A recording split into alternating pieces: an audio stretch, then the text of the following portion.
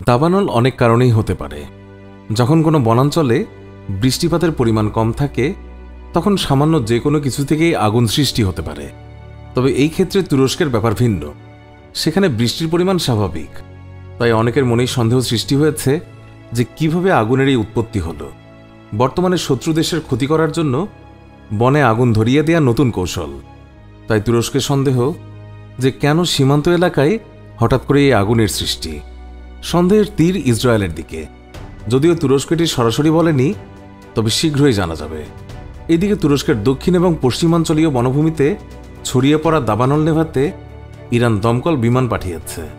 তুরস্কের প্রতিরক্ষা মন্ত্রণালয় ইরানের দমকল বিমানের ছবি সহ একটি টুইট বার্তা প্রকাশ করেছে। এই ছবিতে দেখা যাচ্ছে তুরস্কের দক্ষিণ পশ্চিমাঞ্চলীয় একশাস নৌঘাটিতে ইরানের একটি ইলিউশন 76 বিমান অবতরণ করেছে।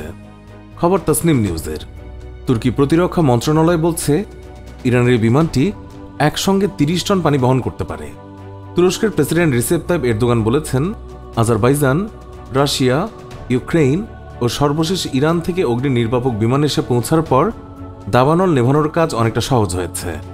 আঙ্কারায় নিযুক্ত ইরানি রাষ্ট্রদূত মোহাম্মদ ফারাজমান বলেছেন, ইরানের প্রতিরক্ষা মন্ত্রণালয়ের কয়েকটি অগ্নি নির্বাপক হেলিকপ্টার তুরস্কে পৌঁছেছে এবং সেগুলো রোববার থেকে আগুন নেভানোর কাজ শুরু করবে। ইরানি রাষ্ট্রদূত বলেছেন, বিপদে আপদে এক প্রতিবেশী আরেক প্রতিবেশীর কাজে লাগে। তুরস্কের দক্ষিণ ও পশ্চিমাঞ্চলীয় বনাঞ্চলে গত বুধবার থেকে অন্তত 100টি বড় ধরনের অগ্নিকাণ্ডের ঘটনা ঘটে। এইসব আগুন এরই মধ্যে বিস্তীর্ণ জঙ্গলে ছড়িয়ে পড়েছে এবং 2 জন অগ্নি নির্বাপক কর্মীসহ 6 জন নিহত হয়েছেন। বহু ঘরবাড়ি এবং কৃষিক্ষেত আগুনে পুড়ে গেছে এবং হাজার হাজার মানুষ নিরাপদ আশ্রয়ে ছুটে গেছেন। এই দাবানলের তীব্রতা এতই বেশি যে তুরস্কের আন্তালিয়া ও মার্সিন প্রদেশ থেকে ধোঁয়া গ্রিস পর্যন্ত পৌঁছে গেছে, যার দূরত্ব দাবানলের স্থান থেকে প্রায় 150 কিলোমিটার। এরই মধ্যে তুরস্কের দক্ষিণাঞ্চলীয় 17 প্রদেশের মধ্যে অন্তত 70টি এলাকায় আগুন ছড়িয়ে পড়েছে।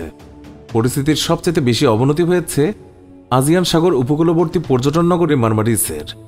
সেখানকার বেশ কয়েকটি রিসোর্টে আগুন ছড়িয়ে পড়ায় হুমকির মুখে পড়েছে পর্যটন ব্যবসা। দেশি বিদেশি বহু পর্যটক ও স্থানীয় অধিবাসীদের সরিয়ে নেওয়া হয়েছে।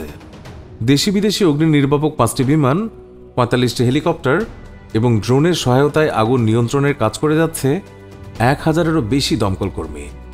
দাবানলকে বন্যা এবং ঘূর্ণিঝড়ের চেয়েও ভয়াবহ দুর্যোগ হিসেবে বিবেচনা করা হয়ে থাকে, কেননা এগুলোর পূর্বাভাস তো দেয়াই যায় এবং সচেতন থাকলে এইসব দুর্যোগের ক্ষয়ক্ষতি কমিয়ে আনা যায়। কিন্তু এই কথাগুলো দাবানলের ক্ষেত্রে খাটে না। দাবানলকে অল্প কথায় অপ্রতিরোধ্য ও সর্বগ্রাসী শব্দ দিয়ে বর্ণনা করার চেষ্টা করা যেতে পারে। একে থামানোর কোনো উপায় নেই এবং এটি যে অঞ্চলকে অতিক্রম করে যায় আক্ষরিক অর্থে সেখানে কোনো কিছুই আর অবশিষ্ট থাকে না। দাবানলের প্রভাব কমানোর জন্য কিছু প্রচেষ্টা চালানো হয়, যেমন আগুন যেদিকে অগ্রসর হচ্ছে সেই অঞ্চলের কিছু গাছপালা এবং ঝোপঝাড় ইচ্ছাকৃত ও নিয়ন্ত্রিতভাবে পুড়িয়ে ফেলা হয়, যেন দাবানল ততটুকু পর্যন্ত গিয়ে আর এগোতে না পারে। আবার দাবানল শহরাঞ্চলে ছড়িয়ে পড়ার আশঙ্কা থাকলে তার গতিপথে অগ্নি নির্বাপক বা অগ্নি প্রতিরোধক রাসায়নিক পদার্থ নিক্ষেপ করে আগুনের তীব্রতা কমিয়ে আনার চেষ্টা করা হয়। এই রাসায়নিক পদার্থগুলো গাছপালা বা অন্যান্য জ্বালানির সাথে মিশে বিক্রিয়া করে সেগুলোর দাহ্যতা কমিয়ে দেয়।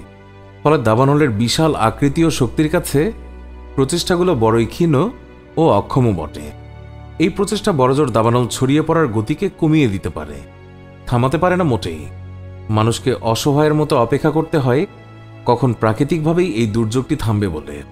অনেকে ভাবতে পারেন দাবানল হয়তোবা কোনো নদী বা জলাশয়ের পাড়ে এসে থেমে যেতে পারে। এই ধারণা পুরোপুরি সঠিক নয়। আগুনের এক অদ্ভুত ক্ষমতা আছে নদীর মতো বিশাল বাধা পাড়ি দেওয়ার। যখন নদীর একপাশে তীব্রভাবে আগুন জ্বলতে থাকে তখন সেখানকার বাতাস হালকা হয়ে তীব্র বেগে উপরের দিকে উঠে যায়। উঠে যাওয়ার সময় ছাইসহ সেখানকার বিভিন্ন দাহ্য পদার্থ যেমন পাতা, ডালের টুকরো, কাগজ বা অন্য কোনো কিছুর অসংখ্য জ্বলন্ত টুকরো সাথে নিয়ে যায়। সেগুলো যখন নদীর অপর পাড়ে গিয়ে পড়ে তখন সেখান থেকে শুরু হতে পারে নতুন করে দাবানল। তো বন্ধুরা, এই ছিল আজকের ভিডিও। আশা করছি আপনাদের সবার এই ভিডিওটি ভালো লেগেছে। আর যদি ভালো লেগে থাকে তাহলে অবশ্যই লাইক, কমেন্ট এবং শেয়ার করতে ভুলবেন না। আর বন্ধুরা, আজই প্রথমে এই চ্যানেলটি ভিজিট করে থাকলে অবশ্যই আমাদের চ্যানেলটি সাবস্ক্রাইব করে পাশে থাকা বেল আইকনটি ক্লিক করুন। এতে করে আমাদের নতুন ভিডিও পাবলিশ হওয়া মাত্রই ওই ভিডিও নোটিফিকেশন আপনার কাছে পৌঁছাবে। তো বন্ধুরা, আজকের মতো এখানেই শেষ করছি। কথা হবে পরের ভিডিওতে। ততক্ষণ সুস্থ থাকুন, ভালো থাকুন আর আমাদের চ্যানেলের সাথেই থাকুন।